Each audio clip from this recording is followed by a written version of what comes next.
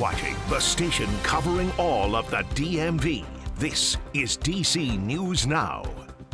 And thank you for joining us for the news at noon. I'm Mark Hall. Weather forecaster Brittany Ward joins us now with the latest check in the forecast. And Brittany, 24 hours ago, you told me on air to be patient, but off air you said stop whining and complaining because the sun is going to come out on Thursday and the sun is here. Man, Mark, why did you tell people that? Our business, right? Yeah, that's supposed to stay between me and you.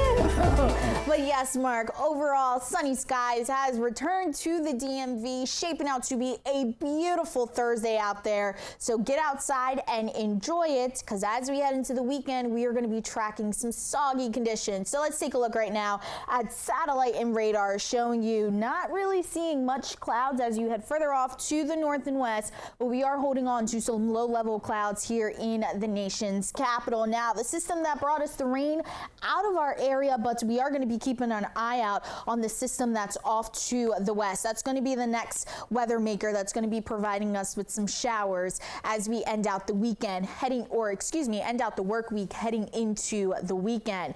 Temperature-wise, still fairly warm out there. We're sitting at 76 degrees right now in the nation's capital, 75 as you head over there to Frederick, 73 currently in Kaiser, 71 in Woodstock. So again, not a bad afternoon. Now, those winds will be on the breezier side as we head through much of your day today. We're seeing winds gusting upwards to about 20 miles per hour in the nation's capital, 23 as you head over there to Hagerstown, a little bit lighter further off to the north and west. So enjoy the sunshine today, because clouds and rain will be returning in that 7-day forecast. So we'll talk more about that in just a bit.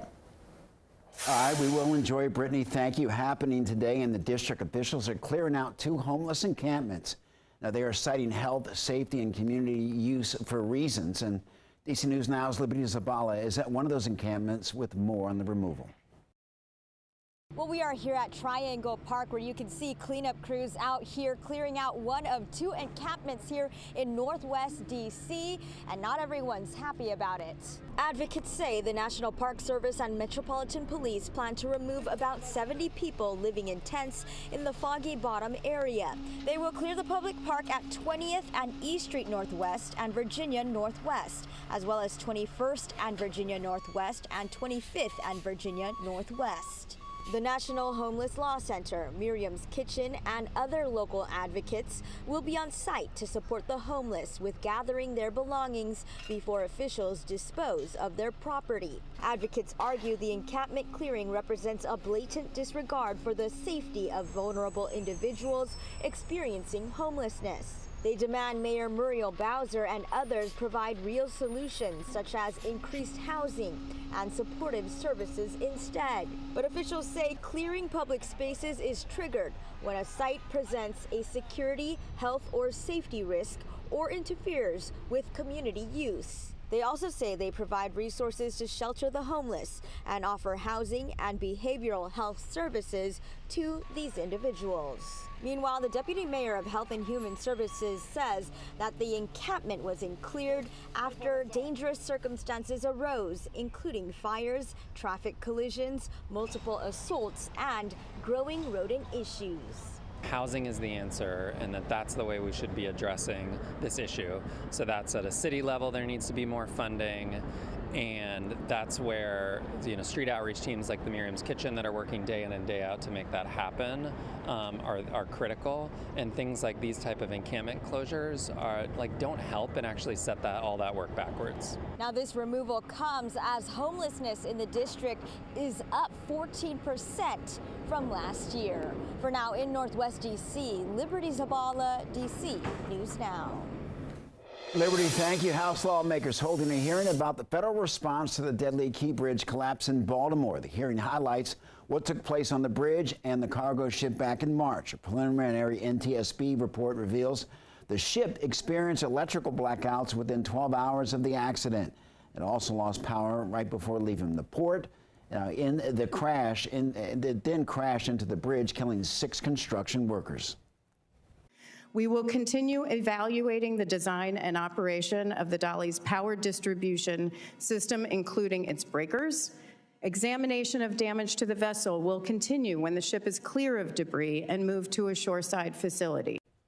Well, it could take more than a year for the NTSB to release its full investigation. The House will also form a committee to oversee the rebuilding of the bridge. They say that the bridge should be rebuilt between 2028 and 2029. A new report of a card skimmer found in the district, and it's at an ATM that has already been targeted. DC News Now's Max Marcilla spoke with someone who was a victim, and he has more from the 7-Eleven on the corner of Connecticut Avenue and Ordway Street Northwest. Inside this Northwest 7-Eleven, an ATM at the center of a problem that's been seen across the district. Hey, just be careful. Chris Stefik knows it well. He says last week he and his husband stopped at this ATM. After looking at the keyboard when I was walking up, it just looks a little cartoonish, really bright colors, something I wasn't used to seeing on a keypad before. But again, all ATMs are different, so I just figured it wasn't a big deal. But 2 days later, he says he got a call from his credit union. They said $700 was withdrawn from 2 banks in Bethesda. We immediately called the credit union and had all the payments stopped, or at least attempted to be stopped. This ATM, one of several machines across the district hit with a card skimmer. DC police are looking for these suspects, who they believe could be connected to skimming devices at 2 Northwest Safeways, a Wawa, this 7-Eleven, and a Harris Teeter in both Southeast and Northeast. This is what a skimmer could look like, and tonight we've learned this 7-Eleven ATM has been hit twice. According to police, just earlier this week, a broken ATM work order led to the discovery of a skimmer device, the bank card door, believed to be opened and sealed shut with glue. That's why I put out the word out there, just to be careful and, pay attention. As Stefik offers his story as a warning, he's also hoping these businesses pay close attention to their machines. Check daily, check hourly. That was Max Marcilla reporting. Our thanks to him, of course. And police say the best way to avoid becoming a victim is to make sure the device doesn't move or shake, and to look inside the card reader before you insert your card. Well, in Montgomery County, a Bethesda wine shop is trying to recover $1,200 in cash after back-to-back robberies. You can see the suspect in this video pointing a gun at the cashier. The owner says that the first robbery happened Monday night around 6. He says the second happened the next day around the same time. He believes the suspect is the same person. Anyone can walk around in Bethesda with a gun, and he can do it 2 days in a row. So, that is the troubling part. Will it be safe tomorrow, or is it safe for other businesses in Montgomery County? Anyone with information on the robberies is asked to contact police. Also in Maryland, a new law set to be signed by Governor Wes Moore is expanding a program used to prevent drunk driving. It requires anyone with a DUI to have an alcohol detection device in their vehicle for a period of time. It also gets rid of a loophole allowing people in DUI cases to plead down to probation. That law starts in October. The U.S. House passed legislation that would give Congress more oversight on D.C. crime. This could toughen sentencing laws, and the bill would also change the youth offender status to 18 or younger. Right now, it's at anyone at 24 and under.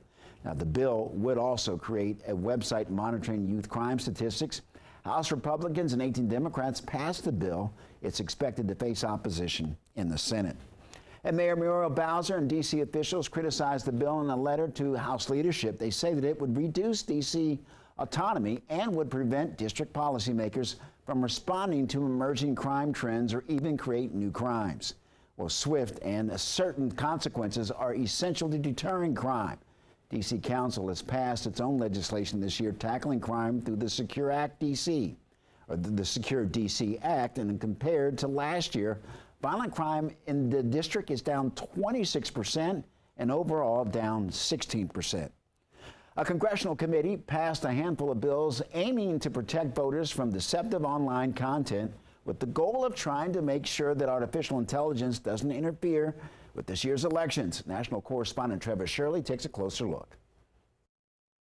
The legislation would also require AI disclaimers on political ads.